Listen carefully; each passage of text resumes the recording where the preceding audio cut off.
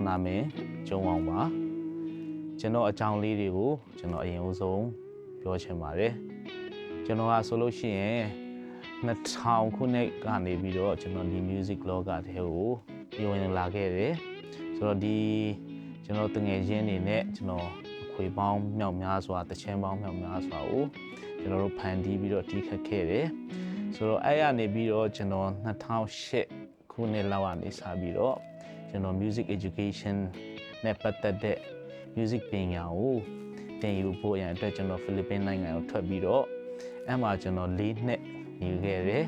Master of Church Music ကနေပြီးတော့4နှစ်တက်ပြီးတော့ကျွန်တော်စကူးနိုင်ခဲ့တယ်ဆိုတော့ဒီနေ့မှာကျွန်တော်ဂီတာနဲ့ပတ်သက်ပြီးတော့ကျွန်တော်သင်ခန်းစာပေးမဲ့အရာတွေကိုကျွန်တော်အရင်ဦးဆုံးပြောချင်တာကဘာလဲဆိုရင် there is no wrong note but poor choice ကျွန်တော်တို့ရဲ့ choice ဖြစ်တယ်ဒါပေမဲ့အဓိကပါလဲဆိုရင်